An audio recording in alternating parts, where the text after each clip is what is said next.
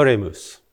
Omnipotens et aeterni Deus, actiones nostras omnes aspirando praeveni, et adjuvando prosequere, ut cuncta nostra operatio, et praesertim hoc quod nunc agridimur opus, a te incipiat, et per te coeptum finiatur, quatenus sanctum nomen tuum glorificemus, et misericordia tua vitam aeternam consequamur, per Iesum Christum Dominum nostrum. Amen. Good afternoon. It is my happy duty as Principal and Vice-Chancellor to welcome you to this virtual degree conferral ceremony for the 2021 summer graduation at the University of St Andrews. Some of you will already have recognised that these proceedings are not taking place in the Younger Hall, which has been the conventional setting for our graduation ceremonies since it opened in 1929. The Younger Hall is currently undergoing refurbishment to revitalise this venue for the use of future generations. We are instead celebrating these rituals in Parliament Hall on South Street, a venue that refers to a much older tradition of graduation. Parliament Hall and the chamber above, the King James Library, commenced construction in 1612 to provide the university with its first proper library following increasing donations of books, including around 200 volumes from King James VI and I, and it was completed in 1643. Parliament Hall is so named because it housed the Scottish Parliament of 1645 to 1646, when Parliament retreated to the safety of St Andrews, whilst Edinburgh and much of Scotland were gripped by plague, an apt parallel to our ongoing present circumstances. Graduation was hosted in the ceremonial space of Parliament Hall and in the King James Library from at least 1696 until the early 20th century. The tradition of graduation extends back even further and has taken place at St Andrews since the second decade of the 15th century. Of all our traditions, it is our most cherished and significant, and some of the rituals that were established in the 1400s remain to this day. The core of the graduation ceremony is the conferral of degrees. Each graduand receives their degree and thus becomes a graduate, transitioning from a member of our student community into the next stage of their life. But while this ceremony is a practical one, it is also a ritual of celebration. At graduation, we recognise the sustained endeavour our students have undertaken, the commitment they have demonstrated to acquiring knowledge, and the rewards they have gained. The students who graduate today are radically different people from those who joined us as entrants. So we also celebrate the journey they have come on, the skills and friendships they have developed during their time in St Andrews. And we offer thanks to the academics, professional staff, and family members and friends who have given them the support and encouragement necessary to reach this milestone. I recognise that this virtual conferral ceremony is not in the format that our students envisaged because of continuing restrictions which limit our capacity to host large gatherings. But you, our graduating class, are to be commended. For over a year, your classes, assessments, and research projects have taken place virtually and only in person where possible. Each of you has adjusted brilliantly and resourcefully to these circumstances, and, in a time of great isolation for many, you have fostered unity and connection, demonstrating the resilience of the St Andrews spirit and the strength of the ties that connect us, however separate we may be.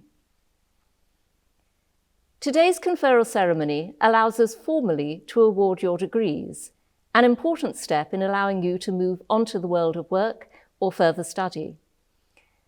But for those of you who wish to participate in a traditional ceremony, we will welcome you and your families to St Andrews for an in-person graduation event when it is safe for us to gather again.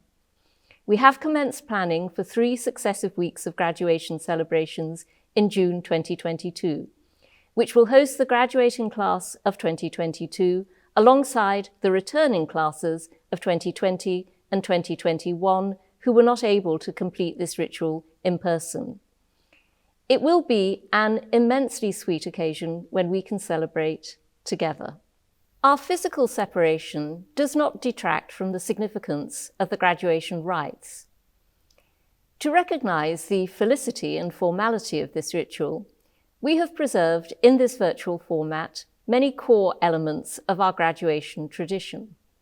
The first of these you have already witnessed as St. Salvator's Chapel Choir initiated proceedings with a rendition of the Gaudeamus, and the University chaplain, the Reverend Dr. Donald McEwen, delivered the opening prayer. As Principal and Vice-Chancellor, it is my privilege to preside over these ceremonies and to provide this welcome. And in a few minutes, the University's Chancellor, the Right Honourable Lord Campbell of Pittenweem, will add his own words of congratulation.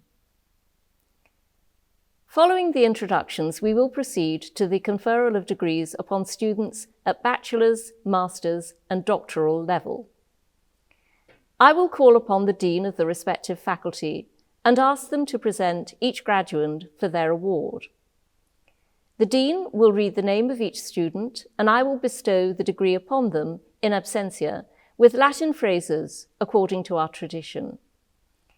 As one example, to confer degrees of Master of Arts, I will use the words eus absentes magistros artium renuncio, which translates to, I announce that they have received the degree of Master of Arts in absentia. This is the precise moment at which each graduand becomes a graduate. After the conferral of degrees, I will award the Principal's Medal to one of our new graduates. The winners of this medal are selected for their outstanding academic excellence and personal endeavour. I will introduce this ceremony's awardee. At these ceremonies, it is tradition that the University invites guests of honour to address our new graduates, inspire them and wish them well as they progress to the next stage of their lives. I am very pleased that today's guest speaker is Hazel Irvine, an alumna of our university and a broadcaster, sports commentator, and writer of global renown. Hazel has kindly recorded a graduation message for you each to reflect on, and we are honoured to have her contribute to our proceedings. A musical interlude will follow Hazel's words, after which I will deliver the graduation address to close our proceedings. The ceremony will formally conclude with the benediction and a musical contribution from the Chancellor's piper, Alistair Robinson. Here in St Andrews, the teachers and staff who have supported you are immensely proud of your accomplishments. But this ritual does not mark the end of your association with St Andrews. You are joining a vital community of alumni who have positively shaped the world around them for 608 years and who support one another in the present. So while you are graduating, you are not leaving our community, but taking the next step in your St Andrews experience. It is our sincere hope that you will return next year to celebrate your graduation in person with your friends and family, academics and professional staff, and that you will continue to engage as a St Andrean throughout your life.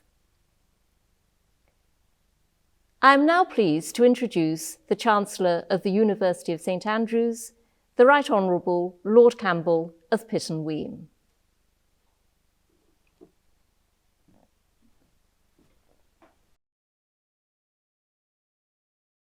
Thank you, Principal. One of the privileges of being Chancellor of this great university is the duty of conferring degrees personally upon those who are graduating today.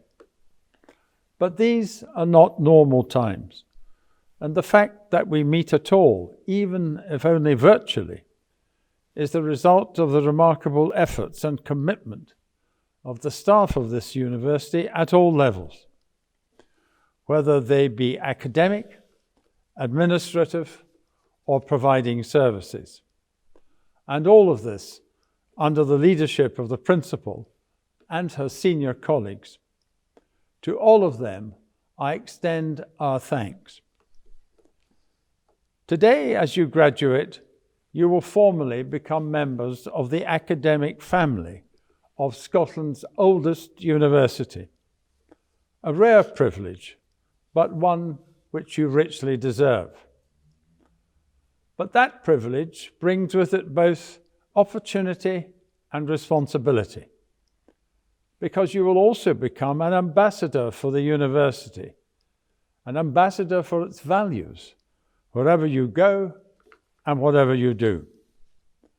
We hope that we have made an impression upon you, because you have certainly made an impression upon us. You will always be welcome here, but today you go with our blessing, our good wishes, and our congratulations.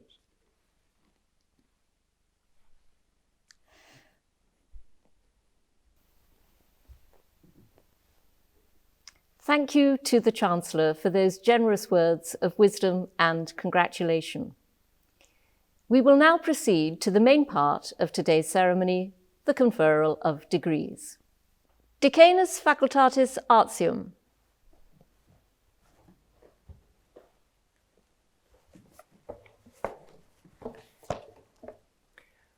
Vice-Chancellor, I ask you to confer the degree of Master of Arts with Honours in absentia on James Cruikshank, Alexander Gisborne, Zain Mansour Ali, Mark Perry, Gareth Williams, Anna Young, Fiona Bryden, Alexandra Kamey, Erin Limmock, Emma Porter, Leonie May Ayres, Benjamin Markey, Zoe Pascal Roux, Henry Cooney, Beatrice Byrne-Hill, Anushay Sami, Imogen Copps, Jasmine Foley, Robin Fletcher, Madeleine Glass, Ivy Turinsky, Nayab Baba, Jodie Cameron, Lucy Matthews, Aisha Ali, Amelia Amadei, Sophia Colbert, Natasha Douglas,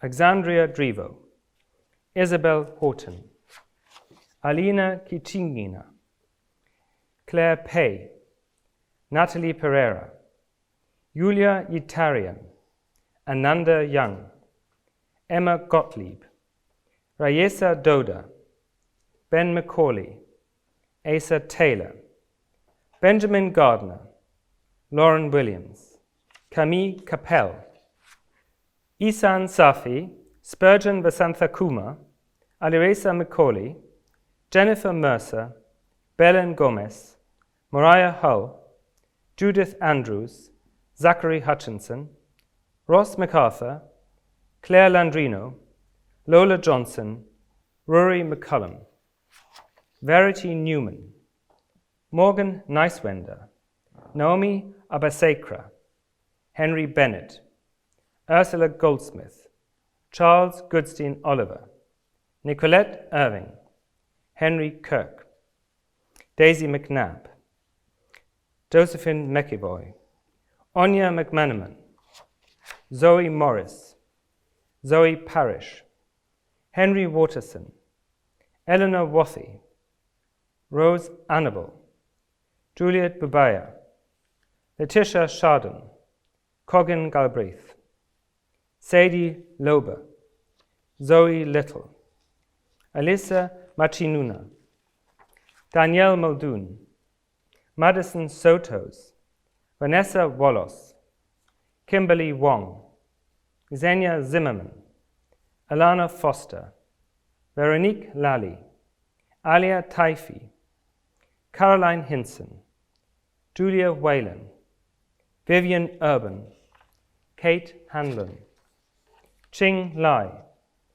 Elizabeth Rayner, Timothy Marchant, Aona Fraser Collins, Benjamin Paris, Joshua Matuszewski, Alexia Roberts, Tabitha Benton Evans, Gregor Towers, Philippa Britton, Ruby Brown, Holly Chapman, Amy Canfor Wood, Josh Samuels, Indiana Lamplu, Maria Vint, Neve O'Connor, Heather Jeffrey, Sarah Emery, Rebecca Lynch, Hannah de Almeida Newton, Laura Powell, Liam Cassidy, Philip Fulton, Lucy Rose Taylor, Alice Gornall, Kira Hu, Faye McBurney, Jessica Scullion, Chloe Somerville, Emma Wheeler,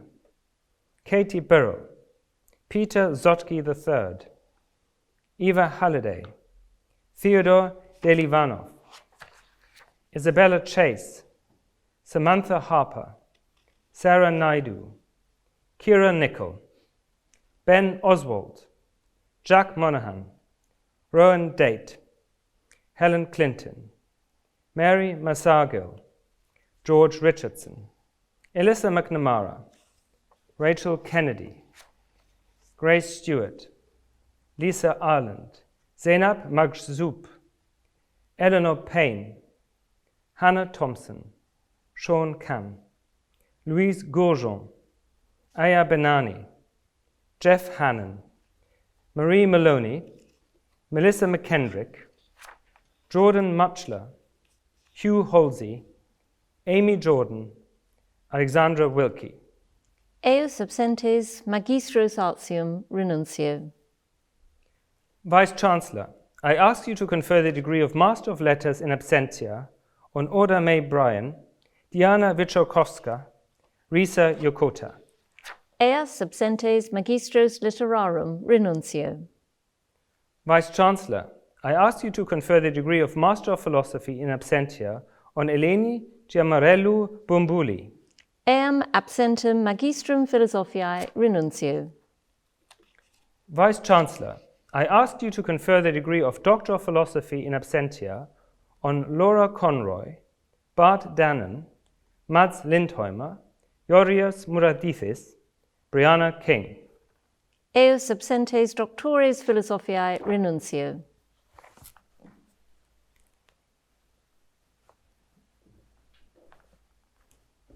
Decanus facultatis sacrosanctae theologiae.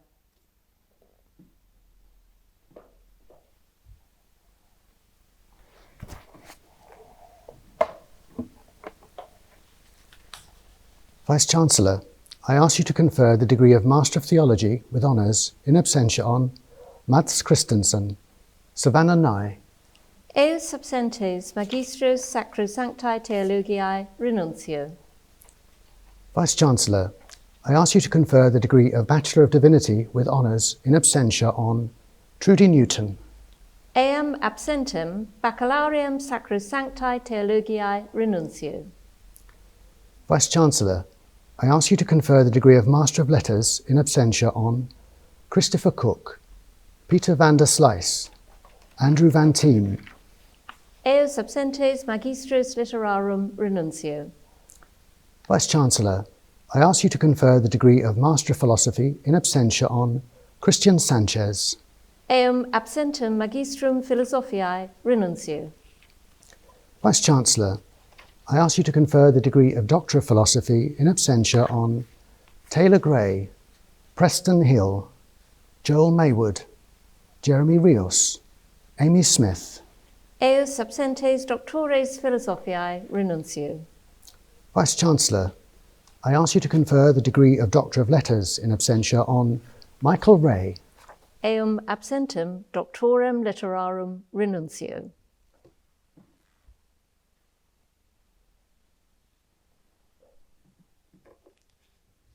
I should now like to introduce the Principal's Medal.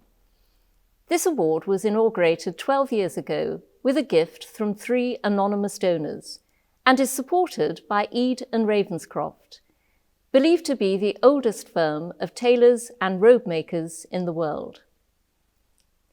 The award of the Principal's Medal recognises students who display exceptional endeavour and achievement during their time at St Andrews.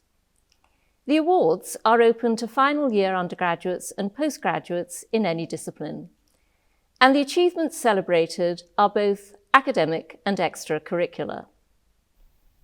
For the academic year 2020 to 2021, the Principal's Medal is being presented to 3 outstanding students.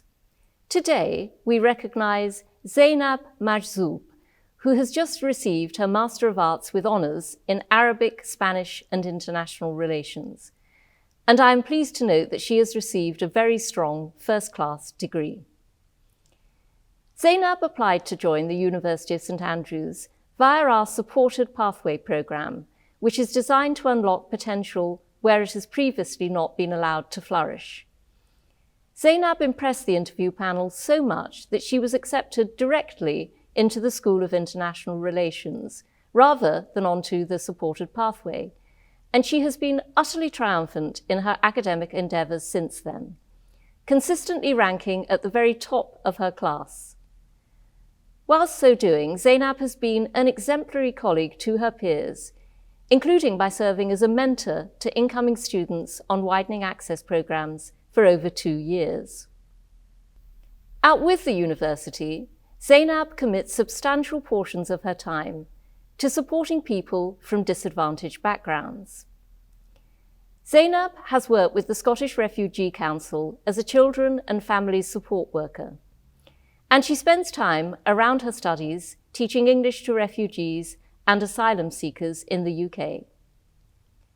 Zainab has also advocated to raise awareness of human rights crises as a humanitarian school speaker for the Red Cross, and she further supports young people as an ambassador for the Prince's Trust, for which she was a finalist for the Young Ambassador of the Year Award in 2018. These are just a few of the organisations with which Zainab has worked, which range further from Queen Margaret University to Waverley Care, and on subjects from decolonizing educational curricula to awareness raising about the prevalence of female genital mutilation. In all of these activities, Zainab brings a deep-rooted commitment to supporting others and to wielding her education for the good of the people around her and the society of which she is a part. That is an exemplary way to use one's St Andrews education. Zainab, in recognition of all that you have achieved academically and your selfless support of others during your time as an undergraduate, it gives me great pleasure to bestow upon you the Principal's Medal. Zainab will join us at one of the rescheduled ceremonies to receive her medal from me in person in due course.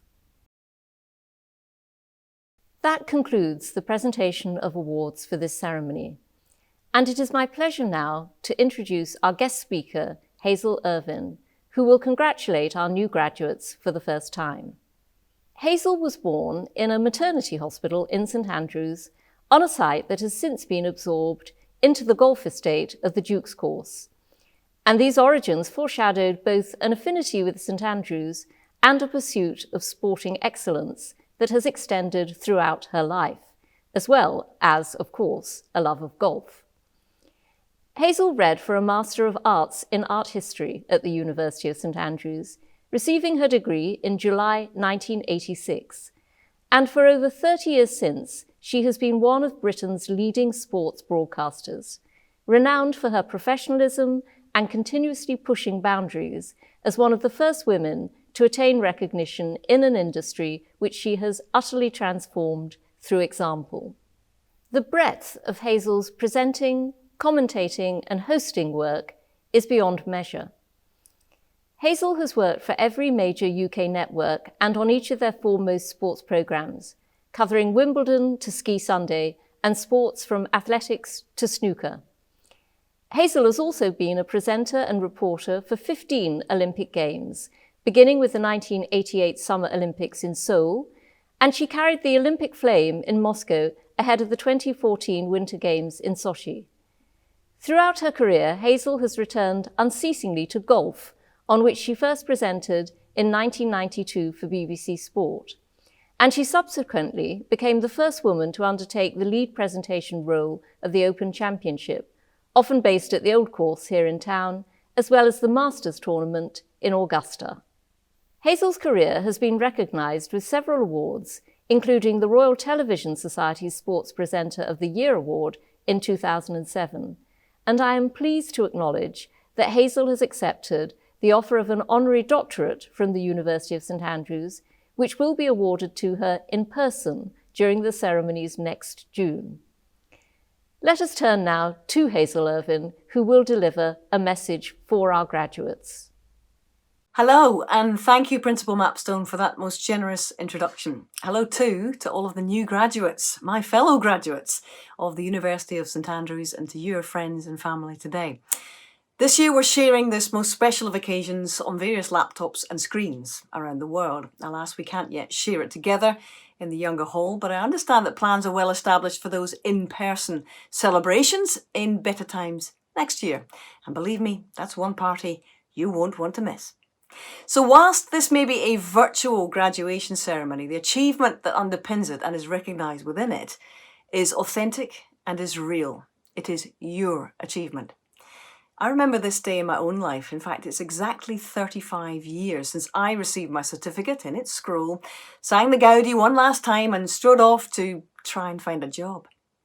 And I only realised how much time had passed since then when I recently tried to help my own daughter as she set out on her own exam path.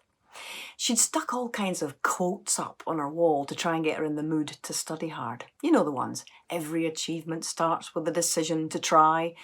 Be awesome, or don't bother. The usual greeting card stuff. But one of them really struck a chord with me. It was a quote from Nelson Mandela which read, "It always seems impossible until it's done." Now, as a sports broadcaster and journalist, I've become used to quoting Mr. Mandela, but in the context of his observations about my great passion, sport. He said, "Sport has the power to change the world. It has the power to inspire.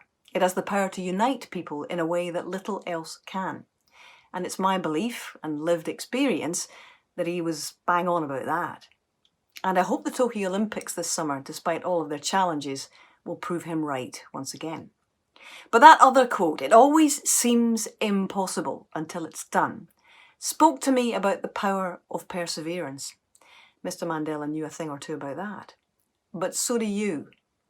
Because these words also speak to us about your experiences over the last 16 months during a time of global tumult and challenge. You know, 35 years ago, I remember my last year at University of St Andrews very vividly. I loved it, but it was tough, it was nerve-wracking, and it was stressful. In fact, it was the most challenging and demanding year I'd ever faced in my young life to that point. And yet you have done it during the most challenging and demanding year that any of us can remember in our lives. It all seemed impossible for a while, right?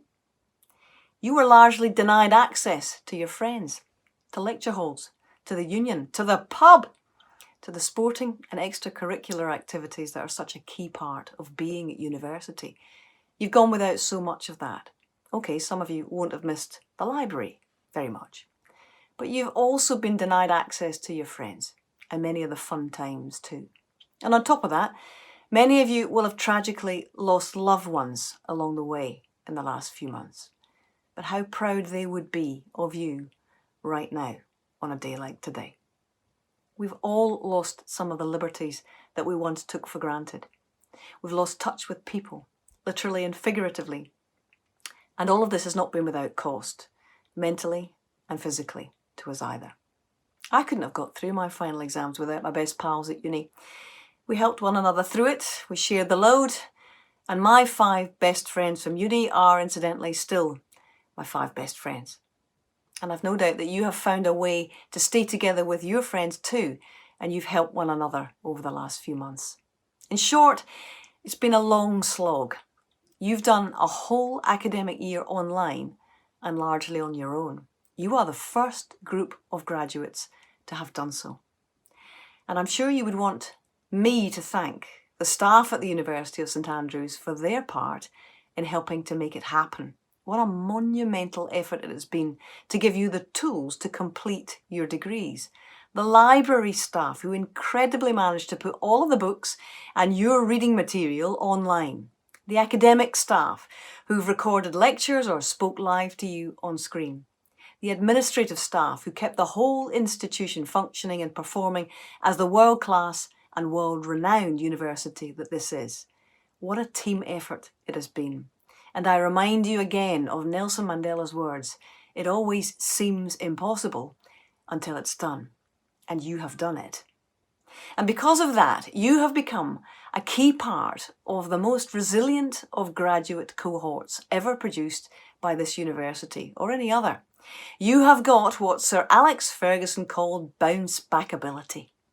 And you've proved yourself time and time again over the last few months to be adaptable, tough, and capable of much more than you ever thought was possible.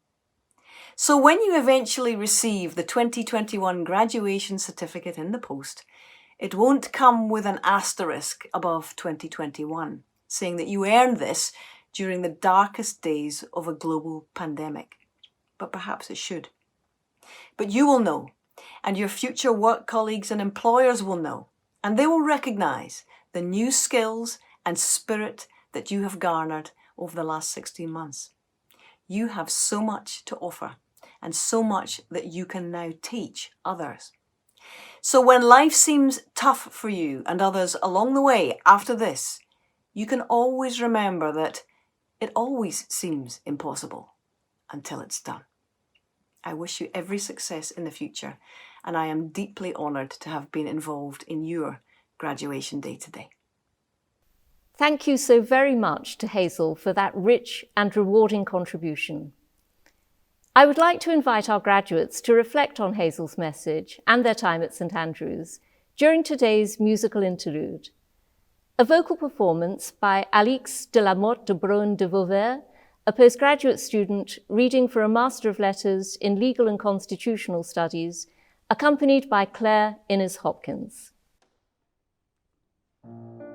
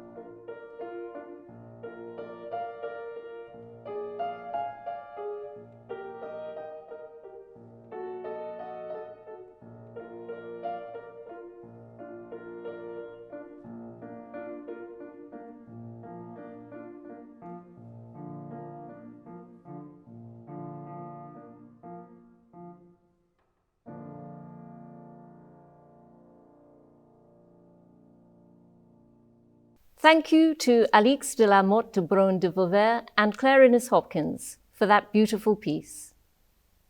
As principal, it now falls to me to deliver today's graduation address, and it is customary to begin such remarks by offering wholehearted congratulations. Each of you, our new graduates, has every reason to be very proud of the degree you have earned, and we, the tutors, staff, family and friends who have helped you through, are very proud of you. A St Andrews degree is one of the finest that you can attain anywhere in the world, and that means it is not easily earned, but requires innumerable hours of concentrated study and hard work, without which you would not have made it this far. Each day at the university will have reshaped you slightly, because studying, and the contemplation it entails, demands that you consider new perspectives and fold them into your comprehension of the world. I am sure you will all have experienced the feeling of your brain expanding at some point, either when deep into an essay, observing the results of an experiment, or listening to a particularly powerful lecture. And that addictive sensation can inspire you to keep learning throughout your life. One of your fellow alumni, Anne Carson, a professor of classics and renowned poet, describes how in this act of thinking, the mind must reach across this space between known and unknown, linking one to the other. These graduation rituals serve in part two reminders that this broadening of the mind's reach has made those of you who have just received degrees entirely different people from those who arrived to pursue them. Our congratulations are owed to you more than most. It is almost a year and a half since the pandemic reshaped the way we live and work, and we have each felt some measure of difficulty in response to the challenges it has presented. That is most acutely felt by those amongst us who have lost loved ones. But people untouched by grief have reckoned with physical separation from friends and loved ones and resultant feelings of loneliness. As students, you have also forgone many of the conventional university experiences of your final year. I want to recognise the superlative acumen and resilience you have demonstrated. The way our student body has responded to the pandemic and the community building activities have been inspirational. It is such a privilege to lead an institution at which each person has demonstrated integrity and responsibility in the face of previously unimaginable challenges, and I am truly thankful to each of you.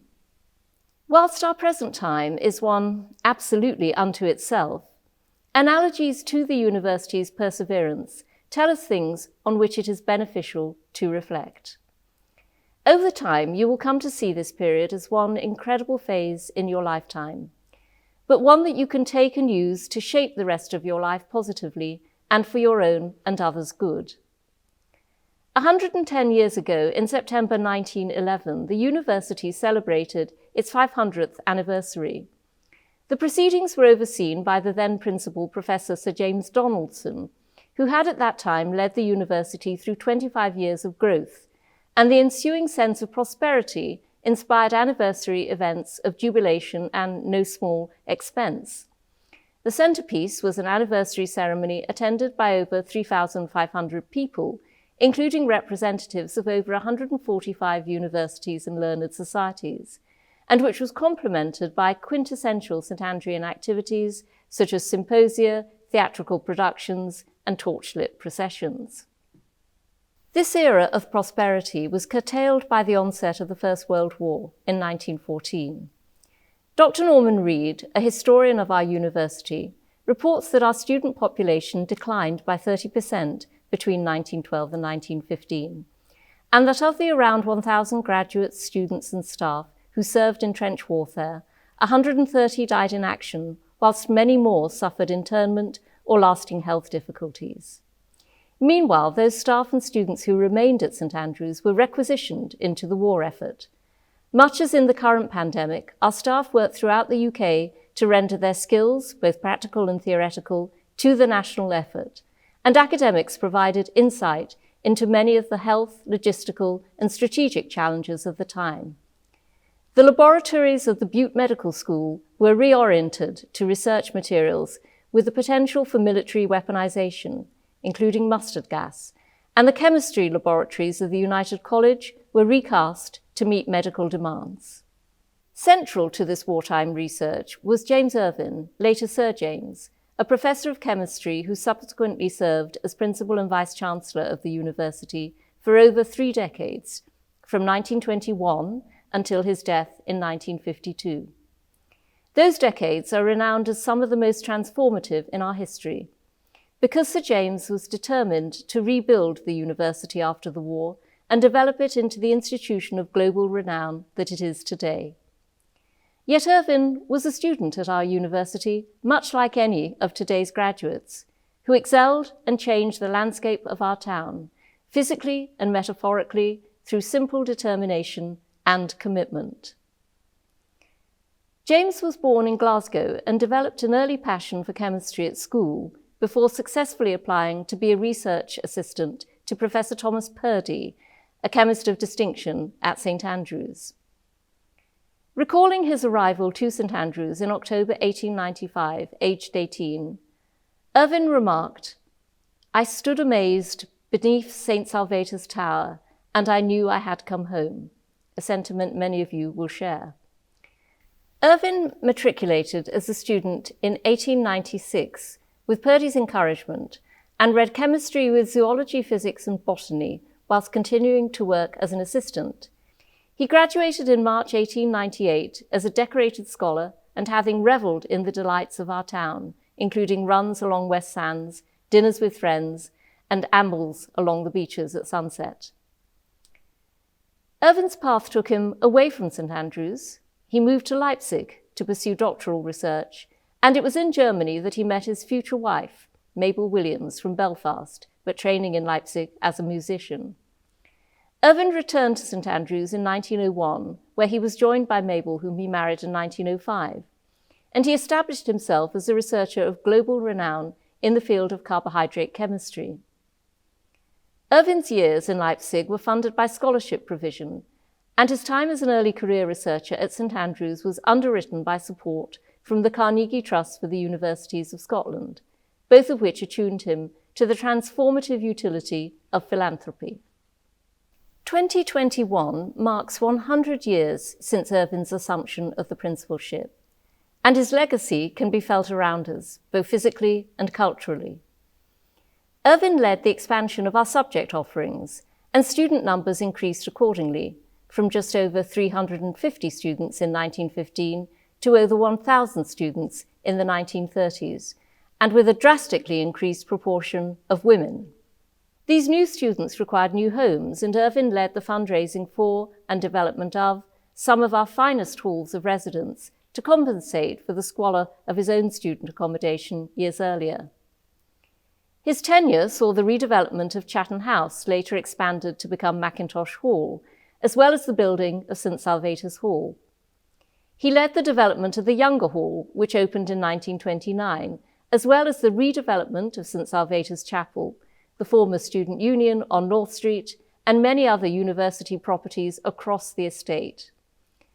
Irvine paired this physical reconstitution of our university with an overhaul of its reputation, and he became known globally as an academic ambassador for St Andrews, but also for British higher education more broadly, crucially establishing in particular many of the links with North America that we continue to enjoy today. The vision, courage, and love for St Andrews that Irvine exemplified gave shape to our town over a lifetime and have established a lasting legacy.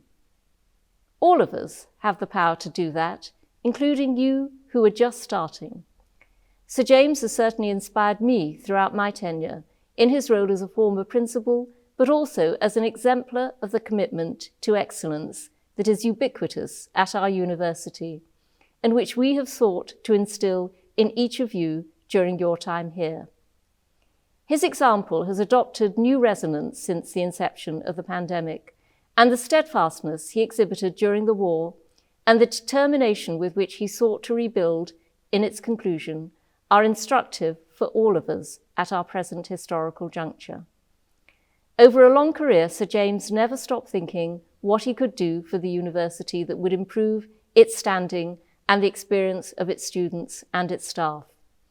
Ever to excel was emblematized by him across his life, and it can be by you in yours, in whatever you go on to do.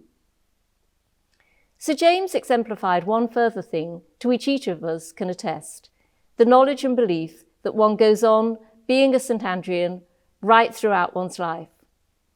Wherever you are viewing this from, and wherever your path may lead from here, you are always welcome back to our town, and I invite you all to stand beneath St Salvator's Tower before too long and know you too have come home. Oremus. Gratia Domini nostri Iesu Christi, et caritas Dei, et communicatio Spiritus Sancti, sit cum omnibus nobis in saecula saeculorum. Amen.